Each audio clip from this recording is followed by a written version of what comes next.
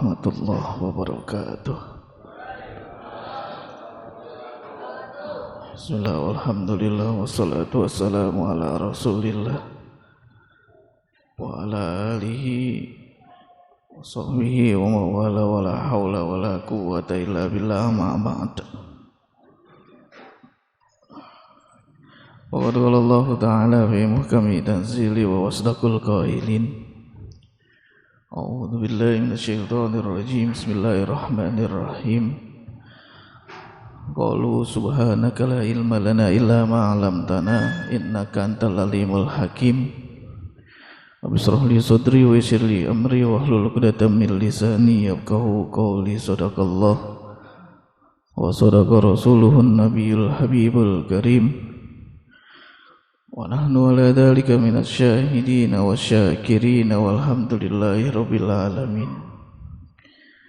Ibtiqa'il mardatillah wa li syafaati rasulihi wa khalilihi wa habibihi Sayyidina Muhammadin sallallahu alaihi wasallam khassah yuballighu maqasidana wa yasara umurana dunyana wa akhrana ya Allah. Wa man hadaina al-fatihata lahum wa dzakarna asma'ahum wa ila hadrati muallifi kutubina al-mukhlisin wa masyayikhina fid din aynama kanu sayyidillahi lahumul fatihah. A'udzu billahi minasyaitonir rajim. Bismillahirrahmanirrahim. Alhamdulillahi rabbil alamin arrahmanir rahim maliki yaumiddin. Iyyaka na'budu wa iyyaka nasta'in ihdinas siratal mustaqim siratal ladzina an'amta 'alaihim ghairil maghdubi 'alaihim waladdallin amin. Ya Rabbi bil Mustafa balligh maqasidana waghfir lana ma madha ya wasi'al karami ya Rabb.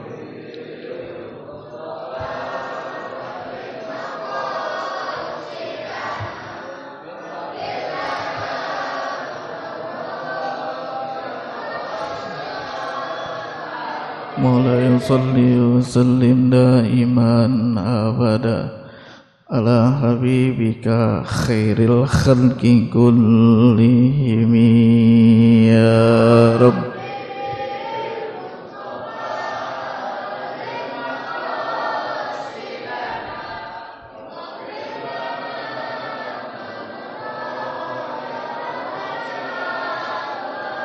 Wal habibul ladzi turja syafa'atuhu likulli hawlin minal ahwalil muqtahimi ya Rabb.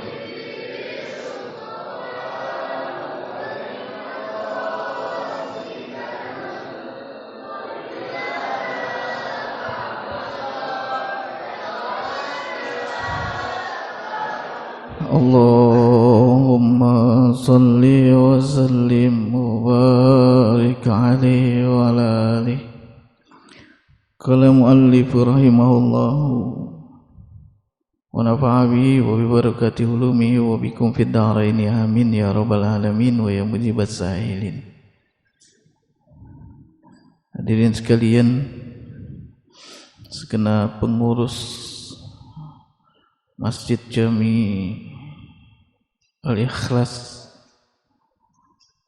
Khinal Mahbub Karam Ustaz Irwan Sahasan, Ustaz Aldi Munsid, orang tua kita ada Bapak Yasin, dan adik-adikku sekalian, abang-abangku sekalian yang saya muliakan. Alhamdulillah, segala puji bagi Allah bahwa di malam yang penuh dengan ridha dan keberkahan Allah, di detik-detik akhir penghujung bulan Rajab, kita masih dapat berkumpul atas izin Allah tentunya.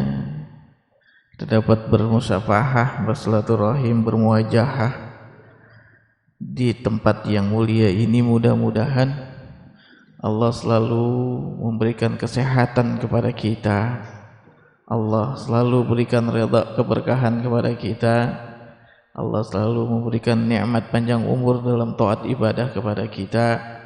Allah jaga dan lindungi kita dari sesuatu yang tidak kita inginkan, baik yang kelihatan maupun yang tidak kelihatan. Salawat serta salam tercurah abadi, mari sama-sama kita kirimkan haribaan junjungan alam baginda Nabi besar kita Muhammad sallallahu alaihi wasallam. Sedikit kita lanjuti pembahasan kita sebulan yang lalu. Lumayan lama ya, lumayan lama. Bismillahirrahmanirrahim. An Abi Dzarrin Al-Ghifari radhiyallahu ta'ala anhu annahu qala Qultu ya Rasulullah allimni amalan yuqarribuni ilal jannati wa yubaidni minan nari. Qala idza amilta sayyi'atan fattabi'ha hasanatan. Qala qultu aminal hasanati qaulu la ilaha illallah. Qala na'am ya ahsanul hasanat. Ada sebuah hadis yang diriwayatkan oleh An Abi Dzarrin Al-Ghifari. Hadis Rasul ini diriwayatkan dari Abi Dzar Al-Ghifari. Siapa ini Abi Dzar Al-Ghifari? Abi Dzar Al-Ghifari ini adalah salah seorang sahabatnya Rasul. Banyak hadis-hadis Rasul, perkataan baginda Rasul, hadisnya itu diriwayatkan oleh beliau. Banyak juga nasihat-nasihat baginda Rasul secara khusus Rasul berikan kepada Sayyidina Abi Dzar Al-Ghifari. Pertanyaan mendasar, siapa ini Abi Dzar Al-Ghifari? Ternyata Sayyidina Abi Dzar Al-Ghifari ini jelas beliau adalah sahabat Rasul. Tapi beliau jauh dari kota Madinah tinggalnya. Ada sebuah keterangan yang mengatakan bahwa beliau ini adalah seorang kepala suku. Beliau seorang kepala suku, kekayaannya pun juga lumayan banyak, walaupun pada akhirnya kisahnya itu beliau lebih mau meninggalkan kekayaannya. Beliau orang kaya tapi beliau mau meninggalkan kekayaannya. Sekali lagi, beliau adalah kepala suku, jauh dari Madinah, tapi dekat dengan baginda Rasul. Ada sebuah kisah menarik nih. Dari kisah ini tertuju buat abang-abang kita, buat orang tua kita yang dialami oleh Sayyidina Abi Dzar Al-Ghifari. Satu ketika itu beliau ngerusula. Tahu ngerusula enggak ya? Hatinya merempeng, hatinya hatinya itu ngedumel. Ya Allah, ya Rabb, beliau ngebatin nih. Abi Dzar Al-Ghifari ngebatin. Ya Allah, ya Rabb, Engkau begitu banyak memberikan nikmat kepadaku. Kau jadikan aku ini kepala suku, dan aku pun diberikan nikmat berupa istri yang cantik, kekayaan yang lumayan banyak, pun memiliki anak yang luar biasa soleh. Tapi yang menjadi keluhan Abi Dzar Al-Ghifari ini adalah hampir setiap hari beliau ini diomelin sama istrinya. Hampir setiap hari beliau diomelin sama istrinya. Makanya beliau ngedumel. Ya Allah, ya Rabb, Jabatan saya kepala suku, saya pun juga enggak jelek-jelek amat jadi manusia. Tapi kenapa kok setiap hari istri saya ngomelin saya mulu gitu. Saking enggak kuatnya, saking enggak tahannya, beliau ini mau sowan, beliau mau silaturahim dulu beliau silaturahimnya, beliau menanyakan setiap permasalahannya itu kepada baginda Rasul. Tapi ketika kondisinya baginda Rasul sudah wafat, mau nggak mau nih, maka santri-santrinya baginda Rasul yang harus ditanyain. Kan santrinya, muridnya baginda Rasul yang pertama kan Sayyidina Abu Bakar, setelah itu Sayyidina Umar, Sayyidina Utsman, Sayyidina Ali, dan beberapa sahabat-sahabat baginda Rasul yang lainnya. Baginda Rasul wafat, Sayyidina Abu Bakar pun juga wafat. Yang ada sekarang penggantinya adalah Khalifah Amirul Mukminin Sayyidina Umar ibn Khattab. Beliau pengen curhat. Nah, kalau kata orang sekarang apa namanya ya? Curcol, apa ya? Curcol, bener ya? Curcol ya? Curhat, pengen curhat. Nah, jalan tuh. Jalan. Pengen nemuin Sayyidina Umar ibn Khattab. Ini kita belum masuk hadisnya nih. Baru menggambarkan, menceritakan, mengkisahkan siapa ini Sayyidina Abi Dzar Al-Ghifari. Apa yang beliau temui ketika beliau sampai di kota Madinah? Beliau nanya-nanya sama sahabatnya nih, udah nyampe nih di kampung Raden, dia udah nyampe nih di kampung Raden, pengen ketemu ketua masjid. Nanya-nanya, nggak ada yang ngelihat, padahal umumnya udah tersiar kabar dan udah menjadi sebuah sesuatu yang pasti diketahui oleh penduduk Madinah untuk bisa nemuin Amirul Mukminin Sayyidina Umar ibn Khattab itu mudah dan gampang sekali. Buat nemuin beliau itu nggak lain dan nggak bukan adalah di masjid gitu. Nggak jauh dari masjid pasti ketemu sama beliau. Tapi nanya sama A nggak ketemu, bilangnya nggak ada, yang B juga nggak ngelihat. Terus nanya kagak ketemu. Akhirnya beliau istirahat di masjid. Di masjid pun dengan berharap kiranya bisa bertemu dengan beliau, yaitu Sayyidina Umar ibn Khattab, tetap enggak ketemu. Pada akhirnya ketemu dengan Sayyidina Ali karramallahu wajhah. Ditanya, "Ya Ali, aina Amirul Mukminin?" Di mana sih? Saya udah jauh-jauh ini, udah jauh-jauh pengen ketemu Sayyidina Umar. Tapi nyampe di sini belum ketemu juga. Di mana kali ya kira-kira gitu nanyanya. Apa jawabnya Sayyidina Ali? Coba engkau ke rumah beliau. Insyaallah hari ini kayaknya beliau enggak kemana-mana. Akhirnya beliau jalanin tuh apa yang dikasih tahu sama Sayyidina Ali. Dikit lagi mau sampai di rumah Sayyidina Umar ibn Khattab, di kejauhan beliau ngeliat dan ngedenger karena kondisinya udah dikit lagi mau sampai, kondisinya pintu rumah Sayyidina Umar kebuka, enggak ngablak tapi sedikit kebuka.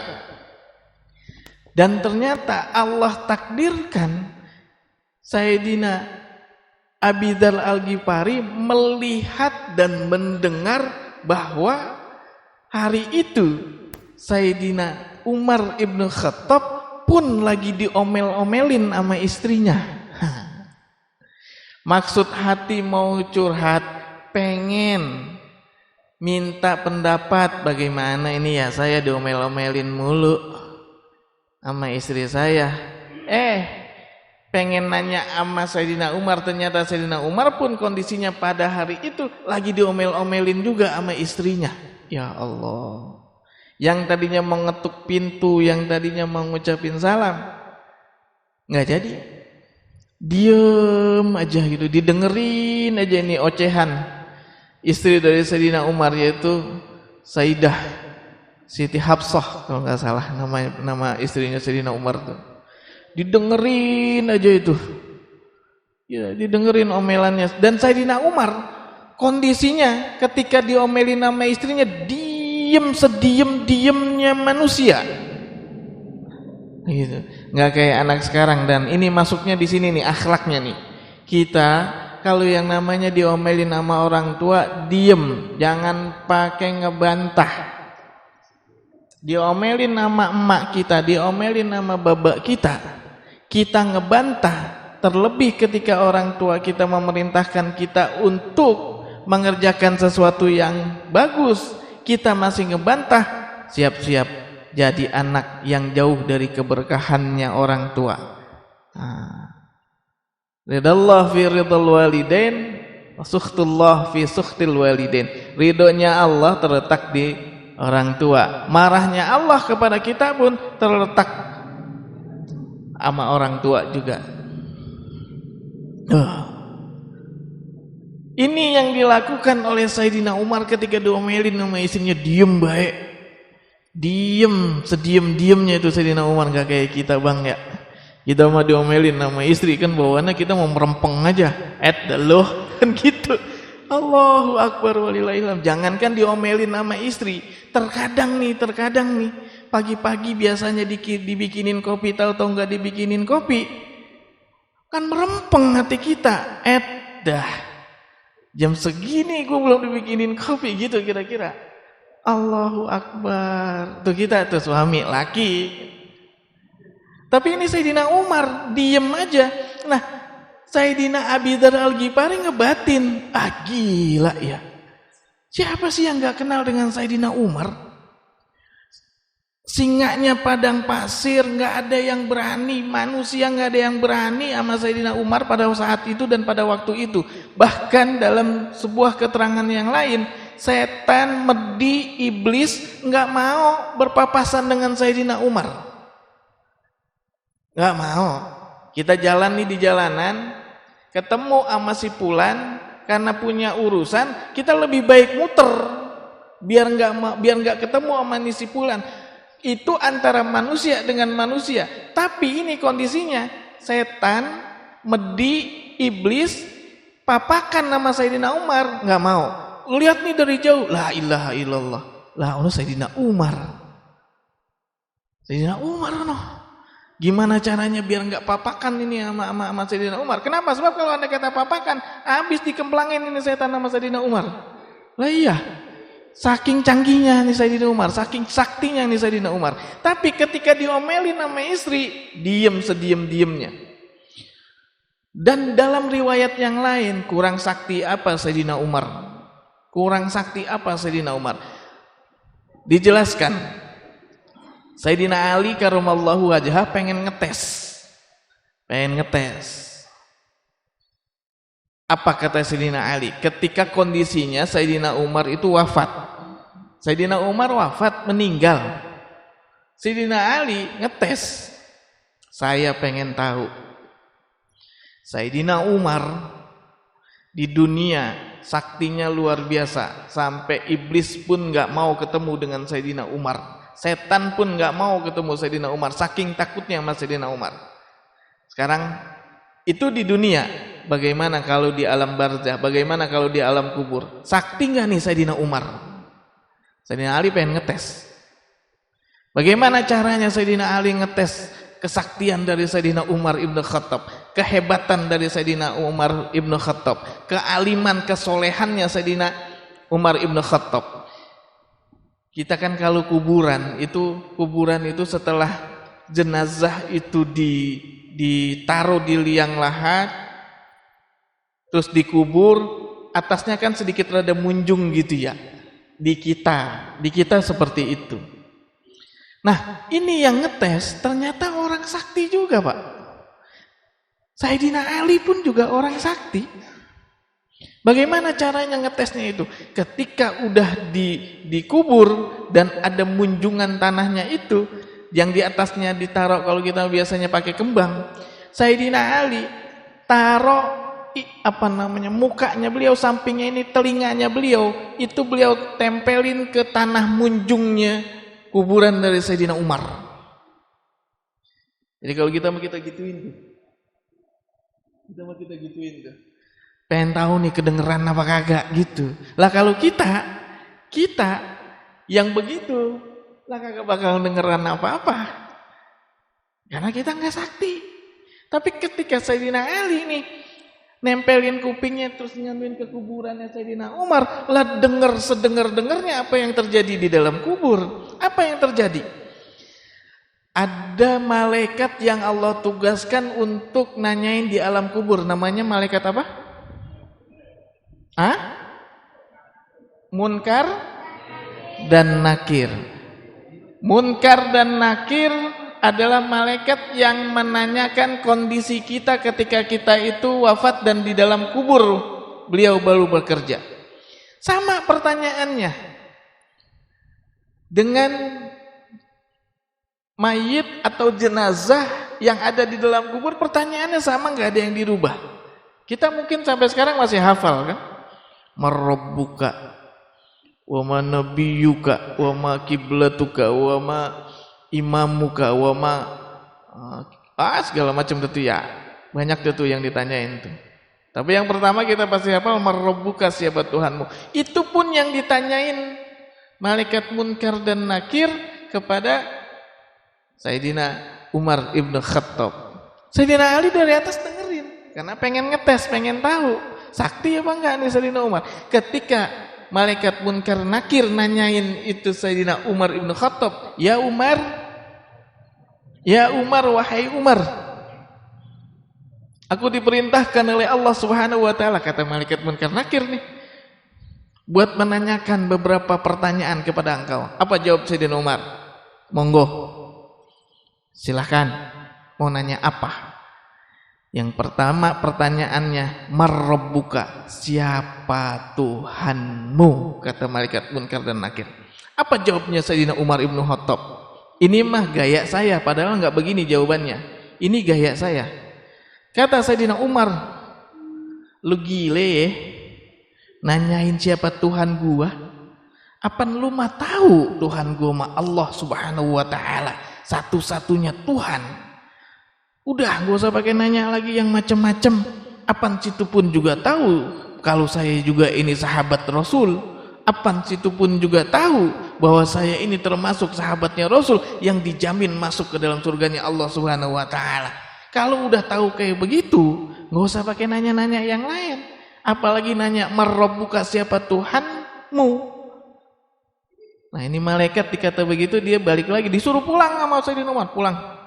Gak usah pakai nanya. Nyampe lagi ketemu sama Allah, ya Allah ya Rabb, saya disuruh pulang. Saya disuruh pulang sama Umar. Apa jawabnya Allah Subhanahu wa taala jalla jalaluh?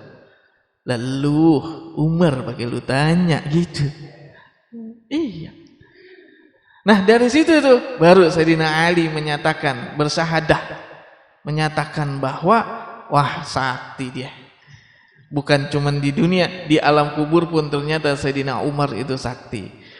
Ala kulli hal, balik lagi nih. Yang tadi Sayyidina Abi Dzar Al-Ghifari. Ya Allah, udah 9:30. Cepat amat ya. Sayyidina Abi Dzar Al-Ghifari yang tadinya mau curhat, ngelihat bahwa Sayyidina Umar ibn Khattab diomelin sama istrinya, diem baik, kagak ngelawan, kagak ngatah apa-apa. Akhirnya balik lagi ke masjid. Istirahat di masjid sambil nunggu sholat berjamaah. Beliau nginep di beberapa di rumah kerabat beliau yang ada di Madinah. Besoknya baru beliau ditemuin sama Sayyidina Umar. Apa kata Sayyidina Umar? Ya Abi Dzar, aku tahu bahwasanya engkau itu mau ke rumahku, dan aku pun tahu engkau udah ada di depan rumahku. Engkau memiliki adab yang bagus, engkau memiliki akhlak yang tinggi, akhlak yang bagus pula, engkau tidak mengetuk dan engkau tidak mengucapkan salam dikarenakan engkau merasa enggak enak lantaran saya lagi diomel-omelin sama istri saya. Baru nanya nih, ya Amirul Mukminin, kenapa engkau diem aja diomelin sama istrimu? Engkau kan jagoan, engkau kan preman, engkau kan galak. Masa sama istri engkau ini takut? Apa jawabannya Sayyidina Umar? Sayyidina Umar menjawab, ya Abi Dzar, aku sangat-sangat menghormati dan menghargai istriku. Kenapa aku ini diam? Kenapa aku ini tidak mengata apa-apa kepada istriku? Karena lantaran aku tahu dari mulai subuh sampai larut malam istriku mengerjakan apa yang memang sekiranya dikerjakan. Itu tuh katanya tuh. Habis subuh udah mulai nyiapin sarapan buat aku dan buat anak-anakku. Dia belum dipikirin dianya. Udah selesai belum lagi ntar mandiin, belum lagi masak, belum lagi nyuci, belum selesai itu semua udah ngerjain yang lain. Istirahatnya pun juga kurang. Pulang sekolah masih terus ngerjain segala macam baik di rumah. Sedangkan aku kerja dari mulai jam 7 sampai rumah jam 5 tok sebatas itu. Aku nggak ngerjain apa-apa lagi. Tapi istriku dari mulai dur subuh sampai isya pun lewat, istriku masih tetap bekerja. Nggak ada kekuatan bagiku untuk mengomeli atau mengomentari omelan istriku. Karena aku tahu begitu capeknya beliau. Ya Allah. Abi Dzar nih yang tadinya mau curhat, saya kudu bagaimana karena setiap hari ini saya diomelin sama istri saya. Baik, kata Abi Dzar, baik ya Umar, aku nggak akan nanya apa-apa lagi. Ini udah jawaban atas apa yang bakalan aku tanyakan. Aku nggak akan nanya lagi, aku sudah ketemu jawabannya. Pulang ke kampungnya itu, Sayyidina Abi Dzar Al-Ghifari pulang ke kampungnya. Allahu Akbar, luar biasa akhlaknya. Nah, an Abi Dzarin Al-Ghifari kita masuk ya sedikit. Dari Abi Dzar Al-Ghifari radhiyallahu taala anhu annahu qala, ya Rasulullah alimni. Kasih tahu kepadaku ya Rasul, aku mohon nasihatmu ya Rasul, kasih tahu, ajarkan kepadaku amalan yuqarribuni ilal jannah. Amalan apa yang mendekatkan diriku kepada surga, wa yubaidni minan nar, dan menjauhkan aku dari nerakanya Allah Subhanahu wa taala. Qala, maka Rasulullah menjawab, ya Abi Dzar, kalau engkau memang mau dekat dengan surga, kalau engkau mau jauh dari neraka, maka bacalah la ilaha illallah Muhammadur Rasulullah. Dengan amalan itu, dengan engkau mengucapkan, melafadzkan dan membaca la ilaha illallah, engkau akan dimasukkan ke dalam surga dan dijauhkan dari neraka. Bulan depan baru dijelaskan ini bagaimana maksud dan tujuannya. Karena udah jam 9:30 terakhir, sebelum ditutup saya mau mengundang besok hari Minggu yang ada waktu khususnya bapak-bapak dan anak-anak muda. Hari Minggu besok saya mau mengadakan semaan Quran. Mulainya dari jam 8:30. Kalau ada yang berkenan silahkan hadir di rumah. Minggu pagi jam 8:30 saya semaan Quran. Selesai mungkin zuhur, istirahat, kita makan. Setelah itu masuk ke maghrib sholat berjamaah. Habis maghrib berjamaah di Grogofilin. Dan pas banget lempengan malamnya itu adalah malam 27 Rajab. Insyaallah akan mengadakan Isra wal Mi'raj. Bagi yang memang ada waktu dan gak ngapa-ngapain, main ke rumah, ngundangnya ngundang ngopi, ngundangnya ngundang silaturahim. Bagi yang ada waktu. Itu saja yang dapat saya sampaikan. Mohon maaf lahir batin, dan apabila ada kata-kata yang kurang berkenan, saya mohon dibukakan pintu maaf yang seluas-luasnya. Wallahu a'lam bishawab. Mudah-mudahan Allah selalu senantiasa memberikan keberkahan dan ridhonya kepada kita semua. Al-Fatihah. Bismillahirrahmanirrahim. Alhamdulillahirabbil alamin, arrahmanirrahim, maliki yaumiddin. Iyyaka na'budu wa iyyaka nasta'in. Ihdinas siratal mustaqim, siratal ladzina an'amta 'alaihim ghairil maghdubi 'alaihim waladdallin. Amin. Assalamualaikum warahmatullahi wabarakatuh.